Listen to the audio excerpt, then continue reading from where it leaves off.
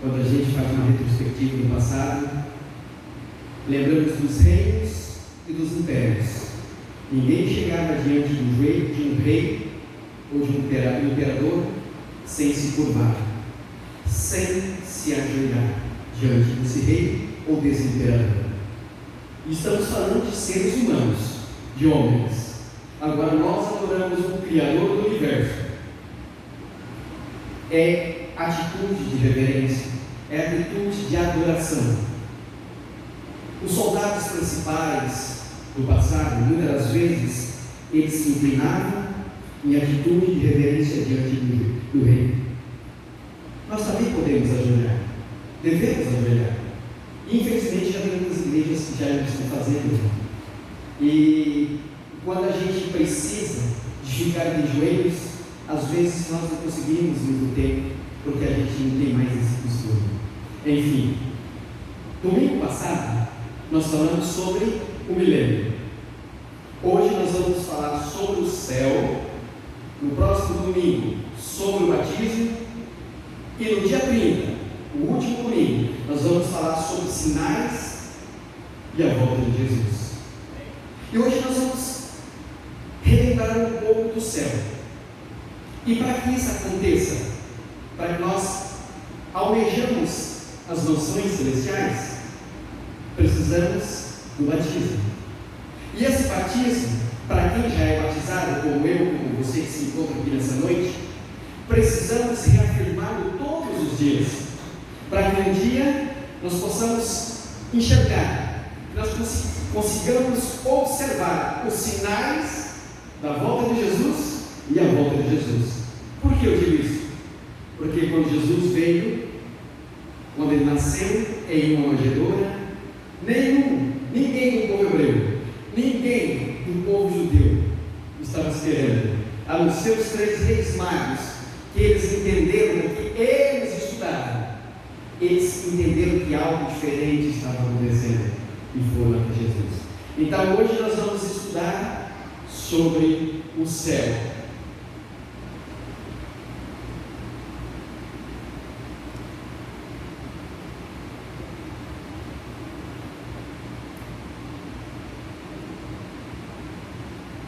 Às vezes há problema nas máquinas, né? Algumas pessoas consideram o céu como fantasia para a criança. Pessoas que não estudam a palavra de Deus, elas consideram o céu como uma simples fantasia. Nós, mesmo aqueles que nunca adentraram uma igreja, mas já ouviram falar de um céu, alguns deles dizem que quando morrem vai para o céu, e eles não estudam as Sagradas Escrituras, mas o que a Bíblia tem a dizer sobre o céu? Olha essa pergunta: existe mais de um céu? Você acredita que existe mais que um céu? O que a Bíblia fala? 2 Coríntios 12, versículo 2 diz: conheço um homem em Cristo que há 14 anos foi arrebatado até o 3º céu. É a Bíblia que nos está dizendo. Nós não ouvimos pessoas que não estudam a palavra de Deus. É a Bíblia que está dizendo, e repito, aqui está dizendo: conheço um homem em Cristo que há 14 anos foi arrebatado até o 3º céu. E aqui diz: se há um 3º céu, deve haver então um 2º céu e um 1º céu. Quais são os 2 outros céus, para que nós possamos entender qual é o 3º céu?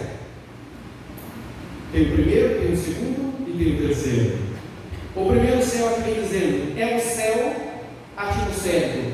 Pode passar a foto, irmão. Aqui está dizendo que é o céu atmosférico. Gênesis 1:8 diz: chamou Deus ao firmamento céu, e foi a tarde e manhã o quê? O dia segundo. Então Deus chamou o firmamento de céu. Nós sabemos disso, mas é claro que agora nós vamos estudar um pouquinho mais, para que fique na nossa mente, quando a gente precisar falar a outras pessoas, para que nós possamos falar com propriedade. A Bíblia diz não é fulano de tal que diz, é a Bíblia que está dizendo. Aqui no segundo diz, as estrelas e os planetas estão no segundo céu. Olha que bonita essa próxima imagem aqui agora. A nossa galáxia, a Via Láctea. Se nós pudéssemos enxergar à noite, num lugar que não há luz da cidade, e observássemos essas estrelas, vocês percebem aqui por causa da lâmpada, mas tem tantas estrelas que parecem um cabelo. Olha que coisa bonita. Segundo os especialistas, essa é a Via Láctea, a nossa galáxia. E eles dizem que nessa Via Láctea, nesta galáxia, tem aproximadamente 200 bilhões de estrelas. E eles vão mais além. Eles dizem que essa é a galáxia menor do universo, com possibilidade de existir outras 200 bilhões de outras galáxias.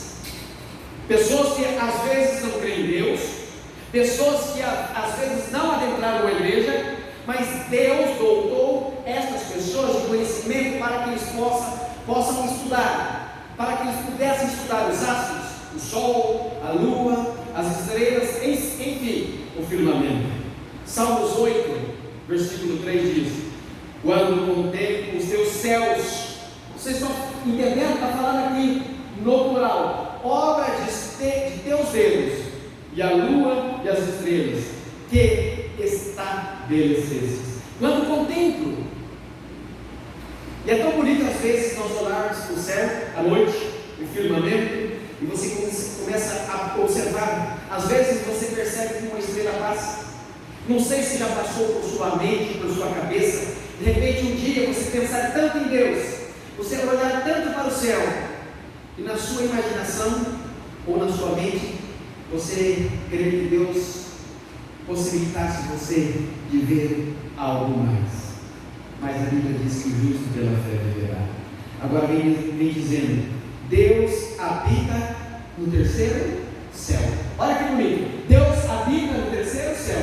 Tem o primeiro, tem o segundo, e a Bíblia está falando do terceiro céu. Segundo de Coríntios 12, versículo 4 diz: que foi arrebatado ao paraíso e ouviu as palavras inefáveis, as quais não é lícito ao homem referir. Por quê? Porque são coisas das quais foge da nossa mente, foge da nossa alçada. E eu repito aqui, Ellen White escreveu muitos livros. Tem um livro dela que diz Visões do Céu. Ela menciona coisas das quais Deus possibilitou ela de ver. O livro de Apocalipse, João escreveu, ele viu Deus sentado no trono de Deus, ele viu a cidade santa, a nova Jerusalém, a Jerusalém celestial. Mateus 6, versículo 9 diz: Pai nosso que estás aonde? Nos céus. Não está falando céu, o singular é no plural, é mais que um. Pai nosso que estás nos céus. Veja esta mansão, existem muitas casas no terceiro céu. Olha a próxima mansão, olha a outra mansão. São 3 mansões diferentes. Volta a foto, irmão, a primeira, na segunda, na terceira de novo. Isso, a primeira, a segunda e a terceira. Não sei vocês, mas já passou pela minha cabeça, aqui nessa terra, de ter o privilégio de morar numa casa dessa. Mas para morar numa casa dessa tem que ter muito dinheiro, primeiro para mantê-la. Mas o interessante é que muitas pessoas têm casas iguais a essa e até maior que essas. Quando eu estudei na Europa, já disse aqui a vocês, eu viajei por vários países e você observa de longe os castelos que ficam nas montanhas, e quando você tem a oportunidade de ir até lá, hoje em dia, visitá-los, você começa a pensar: como pode existir um lugar tão bonito assim? Inglaterra, quando você assiste aquele programa do mundo visto de cima, e você começa a observar os detalhes, você diz: pode existir um lugar desse? Mas aqui na terra, esse lugar, a meu ver, de repente a nosso ver, é perfeito, de tão bonito que é. Imaginemos o céu então, ou tentamos E aqui vem dizendo em João 14, de 1 a 3, na casa de meu pai há o quê? Muitas moradas, vou preparar-vos lugar. Há muitas mansões, há muitos lugares, e é isso que nós precisamos ter em mente e cada dia almejá-la, fazer a nossa parte, lutar. Quantas pessoas que eu já conheço, ou que já conheci, que já descansaram no Senhor, morreram sem ter sequer uma casinha, um casebre para morar, morando de favores ou morando de aluguel. A incredulidade, a indescritível, veja essa foto, olha as crianças, é uma imagem finita de um ser humano que colocou essa foto. Ele almeja Jesus mais ou menos assim com essas crianças, tudo em paz e harmonia.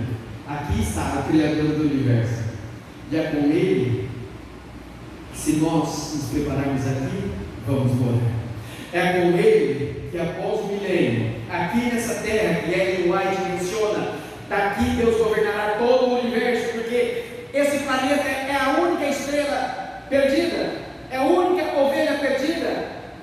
Então daqui será feito novos céus e nova terra, e daqui Ellen White diz que Deus vai governar todo o universo, isso depois do milênio.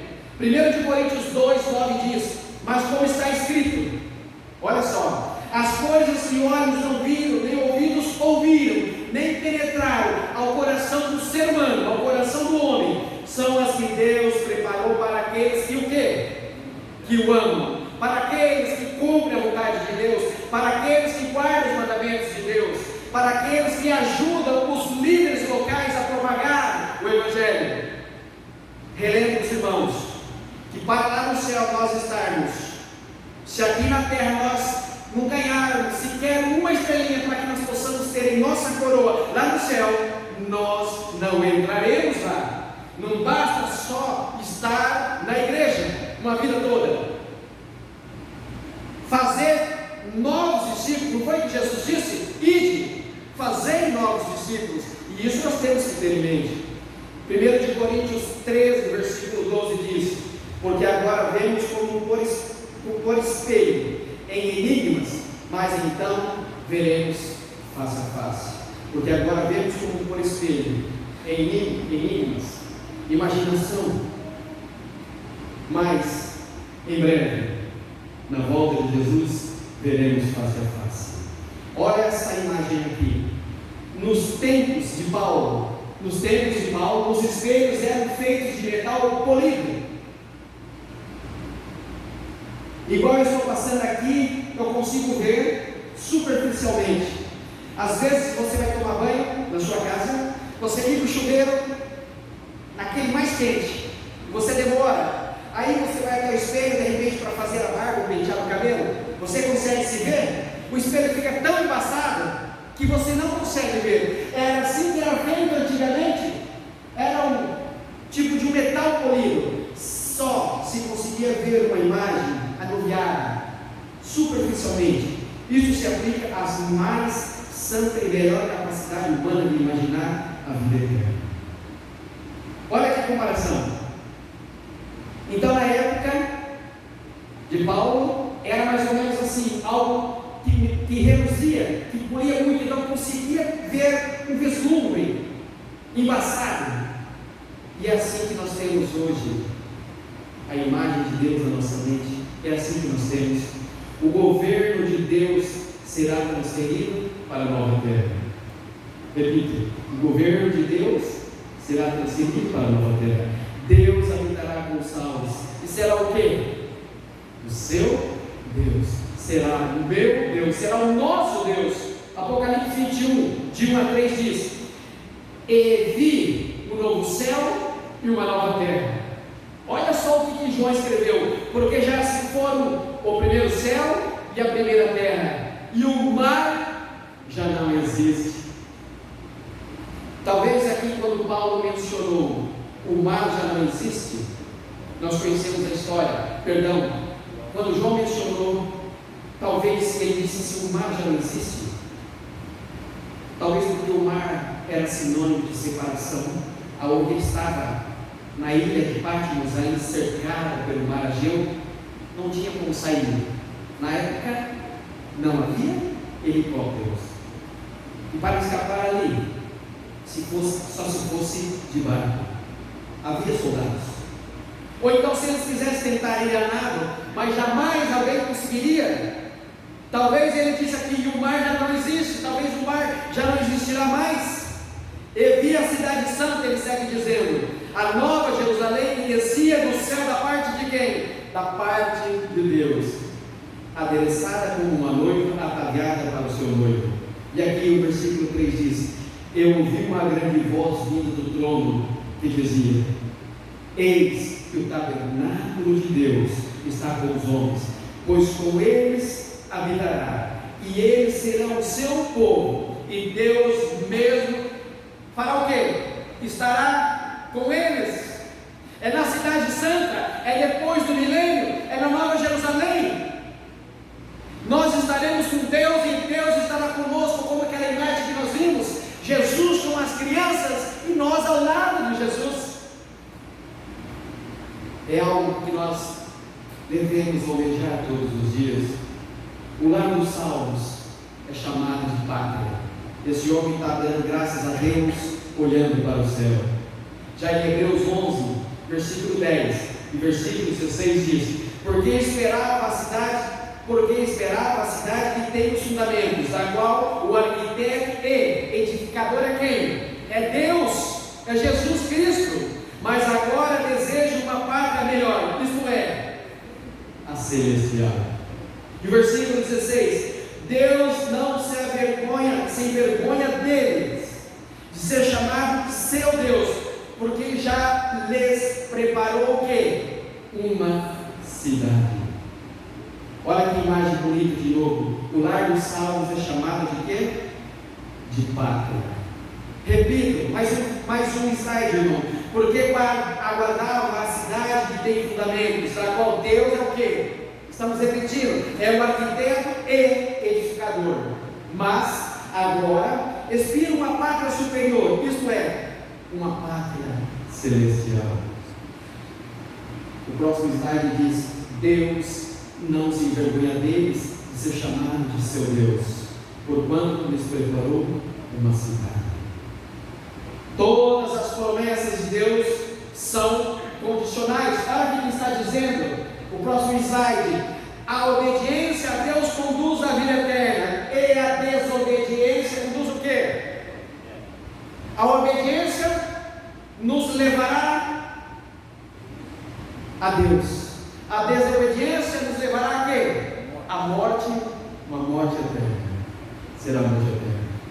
O livro de Isaías 65, versículo 17 diz: não esqueceremos, nós esqueceremos de todos os sofrimentos. E aqui diz, versículo 17: pois eis que eu crio novos céus e nova terra. Isaías 65, 17 está dizendo: pois eis que eu crio novos céus e nova terra, e não haverá lembrança das coisas passadas, jamais haverá memória delas. Porque se nós estivermos lá no céu, ou na Nova Jerusalém, aqui nessa terra, e nós começarmos a remoer retrospectiva do passado, de pessoas que amávamos, que talvez lá não estarão, seríamos tristes, infelizes por toda a eternidade. Então aqui está dizendo: pois eis que eu crio novos céus e nova terra, e não haverá lembrança das coisas passadas, jamais haverá o que? Memória delas. No livro de Apocalipse 21, versículo 4 nos diz: e lhes enxugará dos olhos toda lágrima. Esse versículo é o versículo mais lido, mais mencionado, onde se perde alguém que ama. Eu já ouvi alguém dizer: fulano de tal, sem sombra de dúvida, se nós pudéssemos acrescentar, com certeza ele estaria na galeria de heróis da fé, de Hebreus 11. Então aqui diz: eles enxugarão os olhos toda lágrima, a morte já não existirá, já não haverá luto, plano nem dor, porque as primeiras coisas passaram. Eles edificarão casas e nelas habitarão. Plantarão vinhas, comerão do seu fruto. Não edificarão para que outros habitem, não plantarão para que outros comam. É isso que vai acontecer conosco. Nós vamos construir para que nós possamos morar. Nós vamos plantar vinha para que nós possamos usufruir dessa vinha. Os meus eleitos desfrutarão de todas as obras das suas próprias mãos. Nós desfrutaremos daquilo que nós iremos produzir na Nova Jerusalém, quando Deus voltar aqui, quando for tudo transformado, será tudo perfeito, como era no princípio no Jardim do Éden.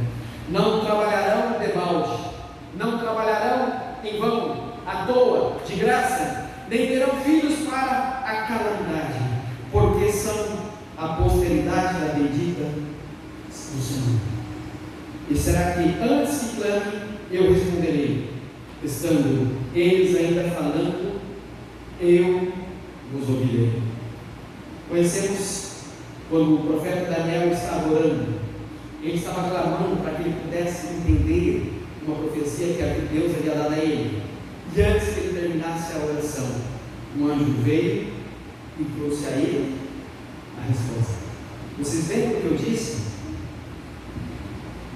Se nós pudéssemos viajar à velocidade da luz a 300.000 km por segundo, daqui da Terra até a nebulosa de Órion, a constelação de Órion, por onde Ellen White menciona em 3 passagens especial, que será a volta de Jesus. Então, se nós pudéssemos viajar a essa velocidade de 300.000 km por segundo, levaríamos 1.600 anos a velocidade de 300.000 km por segundo. Vocês estão tendo ideia do que é o universo? E aqui em Isaías 65, 21 a 25, mostrei isso. Aqui está dizendo: o lobo e o cordeiro passarão o quê? Juntos, e o leão comerá palha com o boi. Não se fará mal nem dano algum em todo o meu santo monte. Quem é que está dizendo? É o Senhor. E Apocalipse 22, versículo 4 diz: veremos Jesus face a face. Por isso eu escolhi esse hino que nós cantamos no início. Ao mesmo dia em que verei, contemplarão a sua face, e na sua fronte está o nome de quem? O nome dele. E aqui segue dizendo: o céu inicia o dia da ressurreição de quem? Dos justos. É agora, na volta de Jesus, os que morreram, os que descansaram no Senhor ressuscitarão. E a lição que nós terminamos esta semana vem falando sobre isso. E os que estiverem vivos por ocasião dessa agora volta de Jesus serão transformados. Então não vos maravilheis disto, porque vem a hora em que todos os que se acham nos túmulos ouvirão o quê? A voz de Deus e sairão. O céu inicia então agora na volta de Jesus. Jesus vem. Os que morrerem em Cristo ressuscitarão. Os que estiverem vivos serão transformados. E vamos levar 7 dias até chegarmos nas mansões celestiais. Porque quando Jesus vier, a Bíblia menciona em Apocalipse que haverá silêncio no céu por meia hora, exatamente 7 dias. E ninguém entrará nas mansões celestiais sem ao menos ter guardado o sábado. E no próximo domingo vamos falar sobre o sábado. Ellen White diz que nessa viagem de regresso até o céu, vamos passar o sábado nos ares, antes de adentrarmos as portas da cidade santa celestial. Os que estiverem feito bem, olha que imagem bonita, os que estiverem feito bem para a ressurreição da vida. Olha essa outra em João 5, 28 e 29. Os que estiverem praticando o mal para a ressurreição do juízo. Talvez você tenha feito bem a vida toda, mas ainda falta um complemento especial para que você possa herdar as mansões celestiais. Então se faz necessário que nós façamos o bem, que nós propagamos a mensagem, que nós tenhamos Jesus como nosso único, exclusivo Senhor e Salvador pessoal, para que nós possamos testificar, porque a Bíblia diz que o povo de Deus é aqueles que guardam os mandamentos de Deus e têm a fé em Jesus. Os que guardam os mandamentos de Deus e têm o quê? O testemunho de Jesus. Qual foi a única missão que Jesus delegou ao homem, à mulher, à raça caída? Pregar o Evangelho. Deus muito bem poderia usar os anjos de um dia evangelizar o mundo inteiro. E aí nós não lutaríamos para reconquistar aquilo que nossos primeiros pais perderam. O amor é demonstrado, aqui está falando pela obediência, pela oração. Mateus 7, versículo 21 diz: nem todo que me diz Senhor, Senhor, entrará nos céus, mas aquele que faz a vontade do Pai que estás no céu. João capítulo 14, 15 e 16 fala muito sobre isso. Verdadeiramente sois meus amigos, se fizerdes o que eu vos mando. Olha essa pessoa pensativa, aquele que diz crer, mas que não obedece, mostra que a sua conversão não é o quê? Eu creio. A Bíblia diz que o diabo até ele crê e treme. Eu bato no peito e falo que sou amigo de Jesus, eu bato no peito e falo que eu amo Jesus, mas eu não cumpro os seus mandamentos, eu sou um mentiroso. A Bíblia diz: e em mim não está a verdade. Apocalipse 22, 14 e 15 diz: bem-aventurados aqueles que lavam as suas vestiduras no sangue do Cordeiro, para que eles assistam direito da árvore da vida e entram na cidade pelas portas.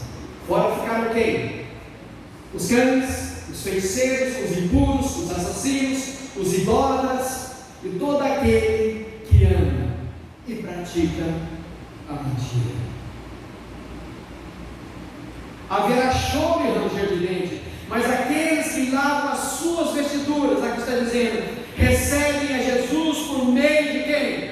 Do Espírito Santo. Seu poder ilimitado, para que consigam viver uma vidas santas, aqui vem dizendo, afastando-se do mal e praticando o bem. Eu tenho um amigo, a gente ia para a Chapada hoje, então, sábado, eu preguei na igreja do Costa Verde, saímos um pouco antes, eu passei na concessionária lá, a igreja central já estava vendo tudo, eu passei na concessionária lá e falei com o rapaz lá, falei, viu, a gente vai no domingo para o Chapada, vamos em moto, se quer ir conosco? Ele disse não, porque ele tinha que ir na igreja hoje, no domingo de manhã, para rezar, para adorar a Deus. Eu já conversei com ele algumas vezes. Eu falei, se você vai na sua igreja, você vai porque você crê em Deus, ele disse, eu creio. Eu falei, mas se você crê em Deus, não sei se os irmãos aqui vão entender, mas se você já foi casado 2 vezes, você tem relação com várias outras mulheres, e uma vez você veio até me mostrar, a gente estava almoçando, e eu pedi para que você me mostrasse, eu expliquei para ele contigo, a gente estava almoçando. Você bebe demais. A Bíblia diz que nosso corpo é templo e morada do Espírito Santo. Você faz isso? Eu fui falando para ele, para que ele pudesse entender. O que adianta você ir na igreja?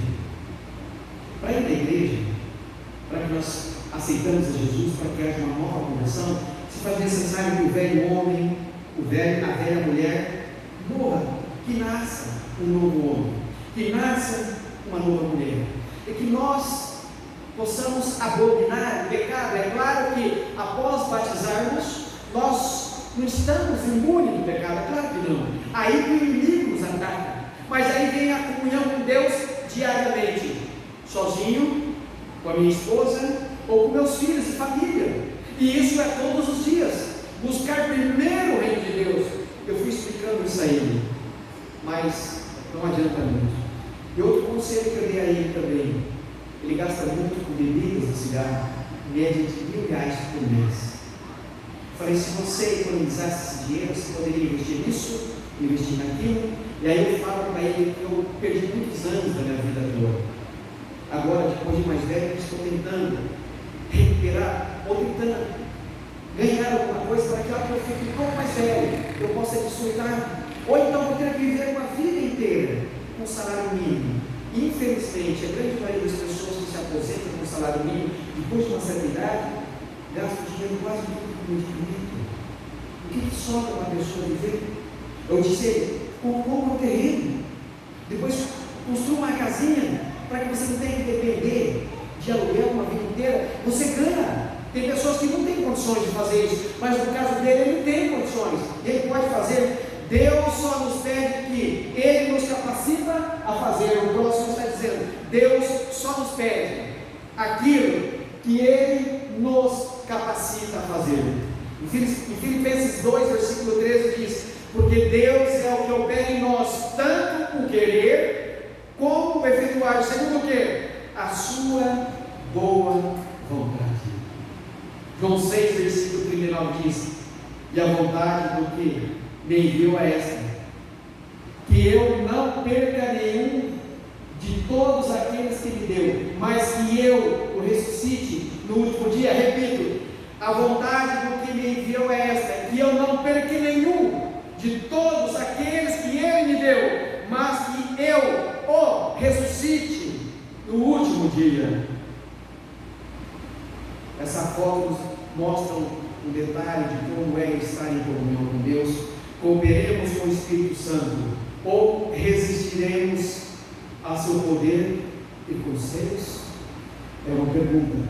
Aqui está dizendo, cooperaremos com o Espírito Santo ou resistiremos ao seu poder e ao seu conselho? E aqui João 15, versículo 16 diz, vós não me escolhestes a mim, mas eu vos escolhi a vós, e vos designei para que vedes e deis frutos, e o vosso fruto permaneça. Ele nos fez novo converso, Ele nos fez seguidores, discípulos, e nós devemos fazer outros seguidores, outros discípulos, trazer pessoas aos pés de Jesus. E aqui esta pessoa está pensativa. O homem não consegue obedecer a Deus, por isso ele consegue seu próprio poder, capacitando-o a obedecê-lo. Deus nos capacita, e às vezes nós nos afastamos da igreja. No meu caso, eu me afastei com 17 anos e voltei. Quando eu observo os jovens que estavam dentro da igreja, que foram criados dentro da igreja, e aqui eu conheço muito bem a minha família, a Poli, a Paula e a Eliane. Hoje a Paula está firme e forte na igreja, mas a Poli e a Eliane não. E aí quando a gente volta para a igreja, e a gente observa que algumas pessoas estão deixando a igreja, a gente fica triste. Eu já passei por isso. Algumas pessoas estão a vida inteira dentro da igreja e nunca saíram. Eu gostaria de ser como elas, mas infelizmente eu caí. As pessoas caem e levantam, elas escorregam e levantam, e Deus está pronto para ajudá-las. E assim que a Bíblia nos diz, acreditamos no poder capacitador de Deus, obedecendo-o, ou consultaremos nossas dúvidas e temores. Deus capacita, e é isso que nós precisamos ter em mente, que Deus capacita, e Deus diz, vinde a mim, todos, e a Bíblia também nos diz, buscar primeiro o reino de Deus, e Apocalipse 22, 17 diz, e o Espírito e a noiva diz o quê? Vem. Aquele que ouve diz o quê? Vem. Aquele que tem sede, venha. E quem quiser, receba de graça a água da vida.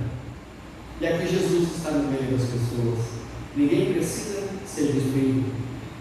Você escolhe servir hoje? É uma pergunta. Enquanto eu não preparo o hino final para que nós possamos cantar, nós vamos cantar o hino do Inário. Não sei se ele encontrou lá. O Inário é uma música antiga, mas é um hino muito bonito. Que nós possamos meditar nesse estudo sobre o céu.